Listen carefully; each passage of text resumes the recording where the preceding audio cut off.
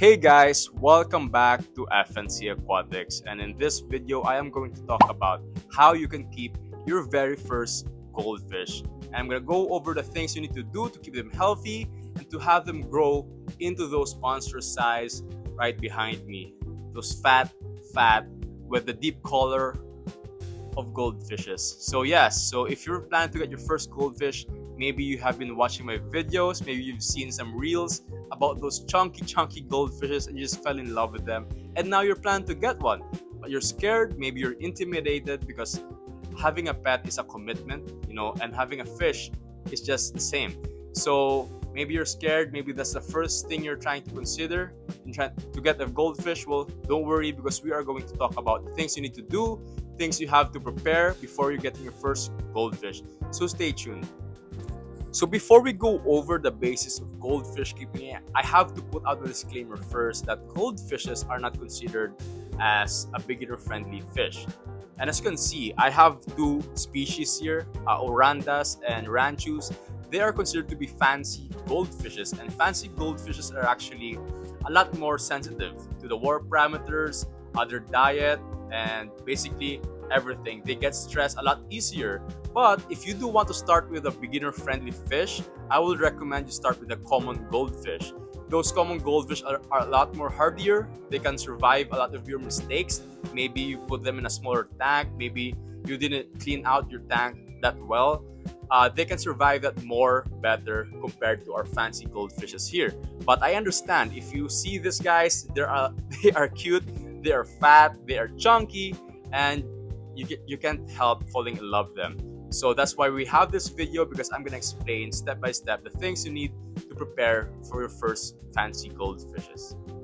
So the very first thing you have to prepare before getting your very first goldfish is obviously where you are going to put them in. So you can get a tank or you can get a plastic tub. I actually have one below here. Inside that is two Rancho goldfishes. So you can definitely get away with just putting them in a plastic tub or a big plastic container. Just make sure the material doesn't leach anything toxic into the water that could harm your goldfishes. But I highly suggest you get an aquarium, a glass tank, basically because for aesthetic purposes, you can see them better, you can admire them better, you can see.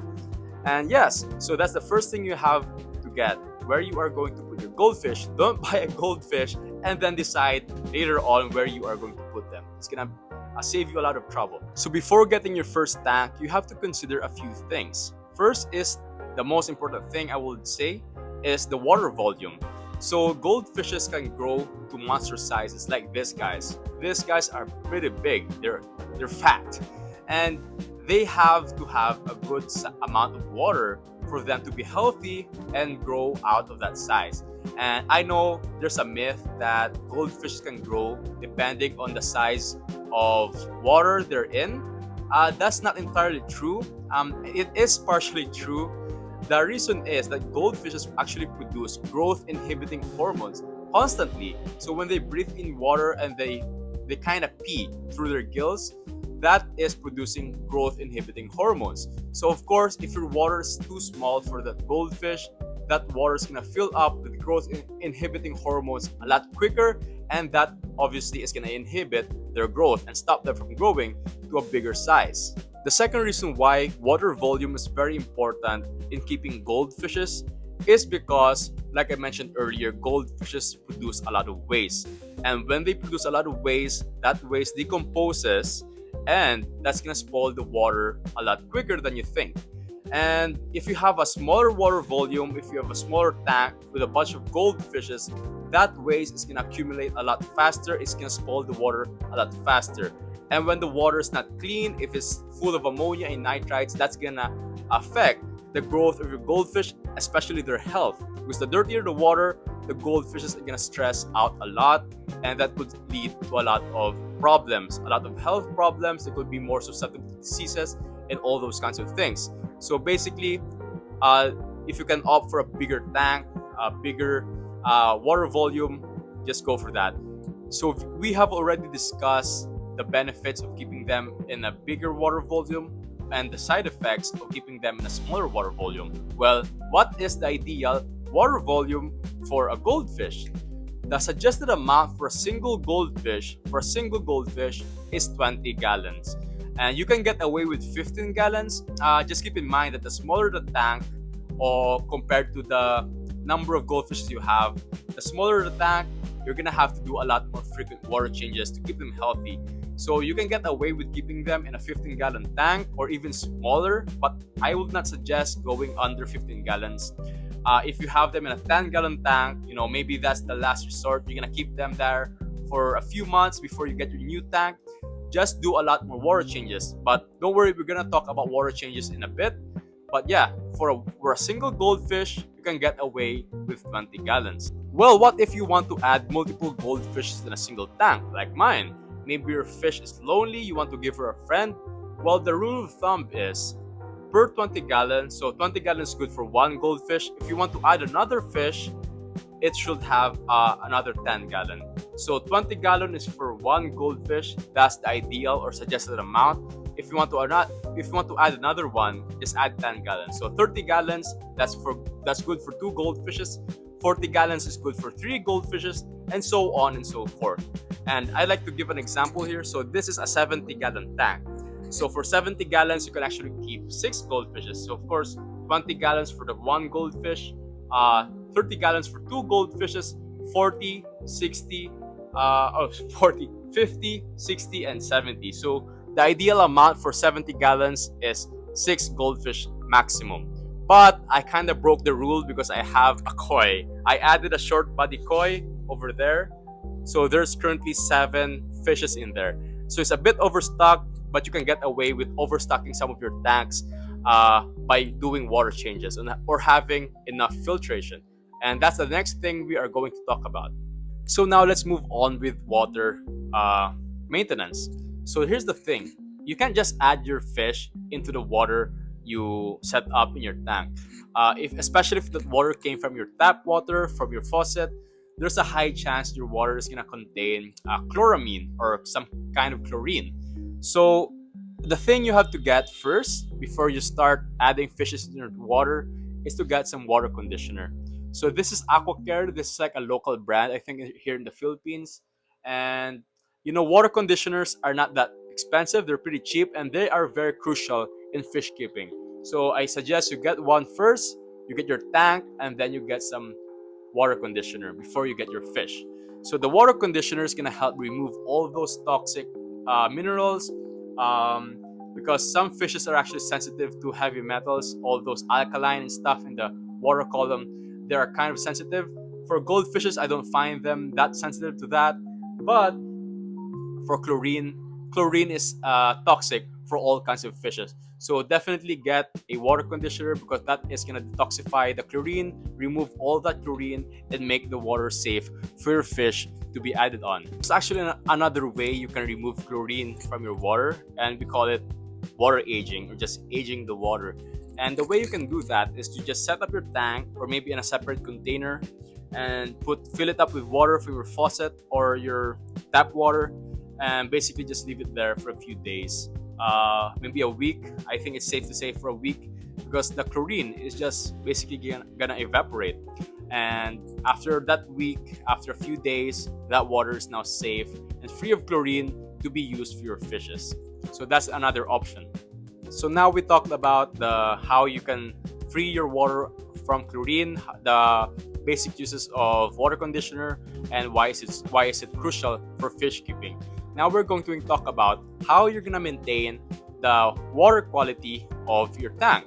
So filters, that's the most important thing in fish keeping, or another important thing. And basically, if you are wanting to keep fish, if you want to have some aquariums in your garage, you really have to invest in filters. So right now, there's a bunch of filters you can choose from in the market. Right now, I have just sponge filters here and a sump, an overhead sump.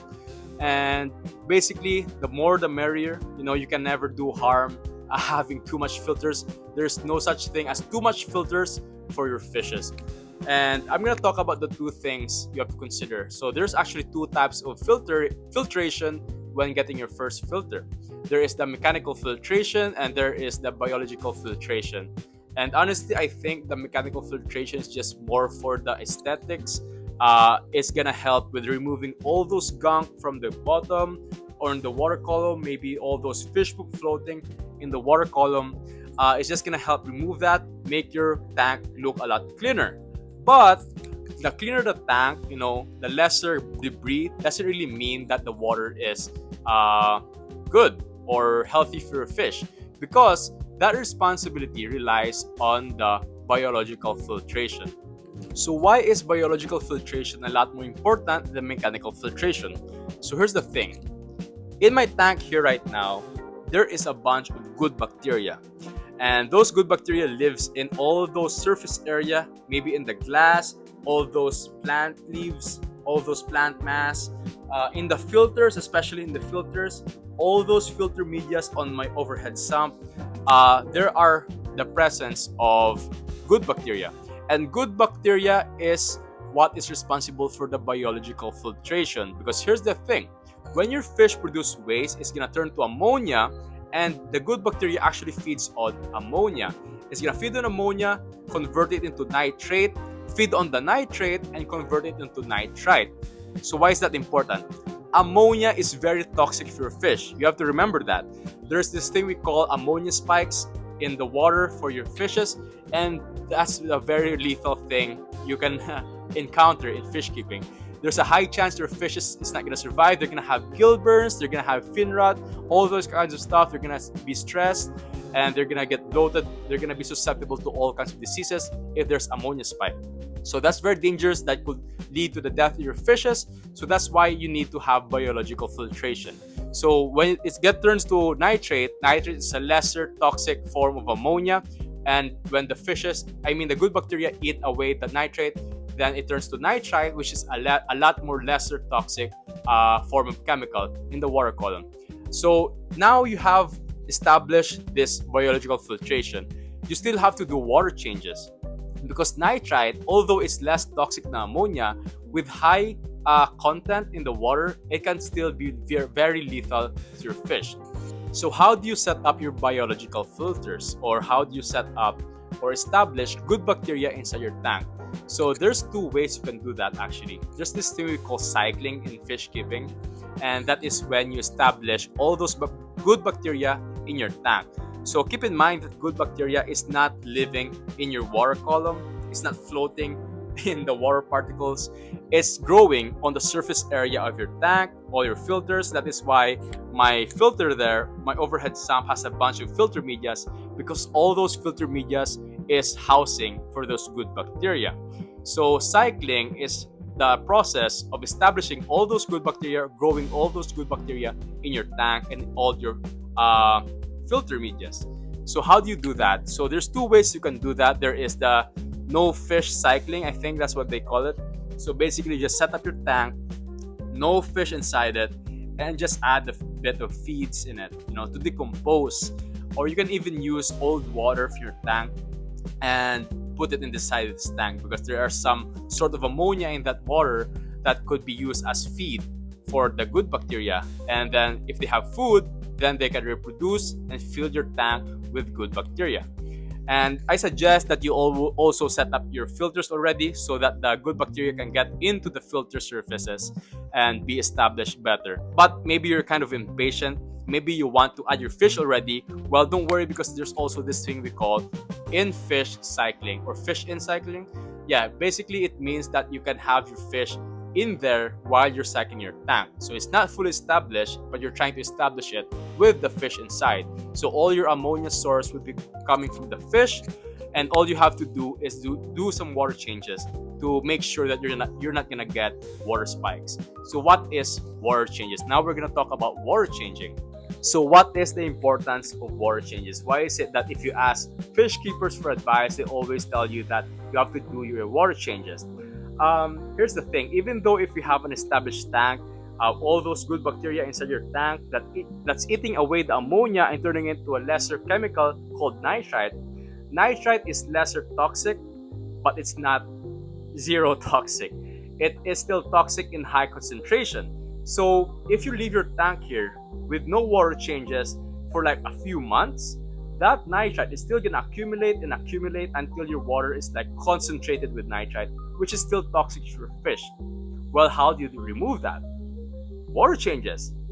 Removing 50% of water from your tank is basically removing 50% of all those dangerous chemicals that has been accumulating in your tank. That's how important water changes does. Still, there are some ways you can remove nitrite using plants, but they're not that efficient. You're gonna have to put in a lot of plant mass for them to raise in eating away the nitrite. But the best way to remove all those harmful chemicals, all those ammonia spikes, nitrate and nitrites, is just by doing water changes. The more water changes you do, the lesser chances you're gonna get those kinds of spikes, nitrite spikes, ammonia spikes, and basically you're also removing the growth inhibiting hormones your fishes produce. So they're gonna grow a lot more. I would actually like to go back to the topic about filters because I didn't really give an advice on what kind of filter you should get. As a beginner, and honestly, this is the most versatile kind of filter you can get. It's a sponge filter. So there's multiple sizes, for different size of tanks. I think this one is good for like a 20-gallon tank, but there's some bigger sizes. It's kind of hard to find. But if you get like one of these bigger ones, which is good for 20 gallons, you can get like three of them, even more. The more the merrier, like I said. And yeah, just get multiple air pumps to power them up. You can actually get an air pump that has multiple outlets that can power up multiple sponge filters. So yeah, if you're a beginner fish keeper, plan to get your very first goldfish, the filter you should get as a beginner, I suggest, is a sponge filter. I'm gonna make a separate video discussing all kinds of filters, the benefits of each one, because all of them have their pros and cons, and you can watch that video if you want to upgrade your filters in the long run.